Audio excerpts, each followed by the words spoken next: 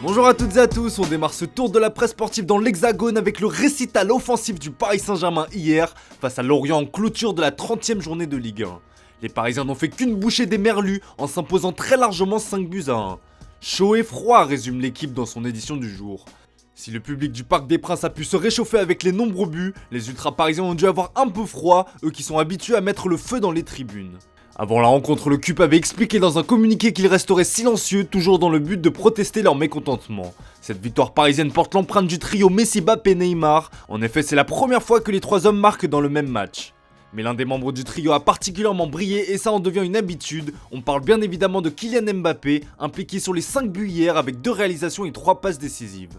Un chef-d'œuvre signé Kylian Mbappé lance le Parisien dans ses pages intérieures. La nouvelle masterclass du génie français a été éclipsée par l'intéressé lui-même puisque ce dernier a lâché une petite bombe sur son avenir au micro d'Amazon Prime. Le joueur de 23 ans a confirmé que sa décision n'était pas encore prise, qu'il réfléchissait car il y a de nouveaux éléments à prendre en compte. En zone mixte, il a été interpellé par un journaliste lui demandant s'il était possible de rester au PSG. Oui bien sûr, a-t-il lâché. Des déclarations qui ont mis le feu en Espagne comme vous l'imaginez. Mbappé surprend avec son avenir, titre AS sur son site. Mbappé fait peur à Madrid, l'attaquant a installé la confusion après le match contre Lorient en parlant de son avenir, relaye également de son côté Marca. Cette sortie de Kylian Mbappé doit certainement redonner de l'espoir aux dirigeants parisiens qui rêvent toujours de prolonger son crack. On file justement en Espagne car Kylian Mbappé n'est pas le seul à avoir ébloui la planète football de son talent hier. Le FC Barcelone disputait un véritable choc face à Séville dans l'optique de gratter la 2ème place. Et bien c'est désormais chose faite, le Barça de Xavi s'est imposé 1-0 grâce à un brin de magie de Pedri avant le dernier quart d'heure. Sur une passe en retrait de Dembélé, la pépite espagnole élimine avec classe 2 joueurs de 2 feintes avant de propulser le ballon dans le petit filet adverse. Un but magnifique qui démontre toute l'élégance et le talent du joueur de 19 ans. Fort logiquement, la presse espagnole rend hommage à son petit génie en ce lundi matin.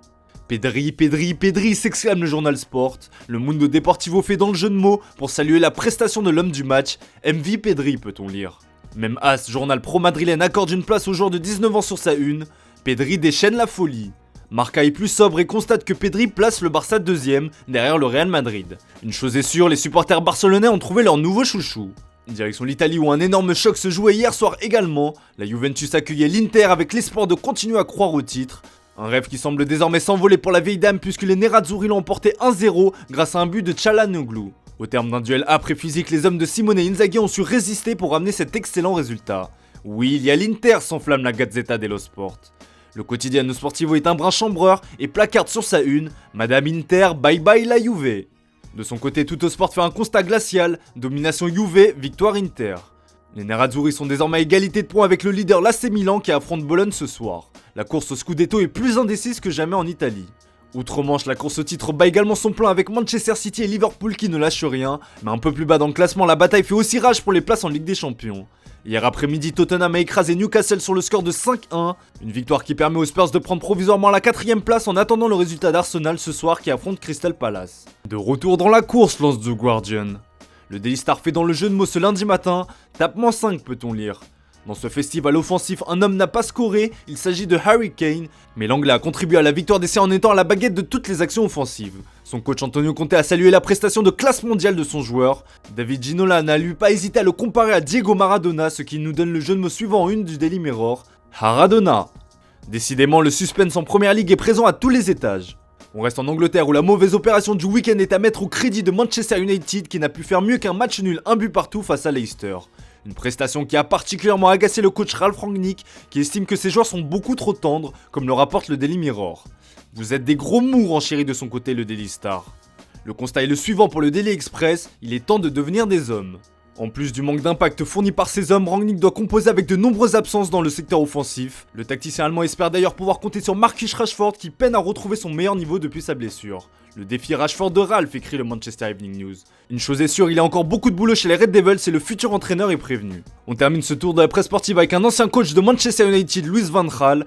L'actuel sélectionneur des Pays-Bas fait la une du Télégraphe en ce lundi matin en raison d'une grave maladie. En effet, ce dernier a annoncé hier à la télévision RTL être victime d'un cancer de la prostate dans une forme agressive. Une information également relayée en une du site AD. Van Gaal a confié qu'il était déjà au courant au moment du dernier rassemblement international mais n'a pas souhaité en faire part à ses joueurs.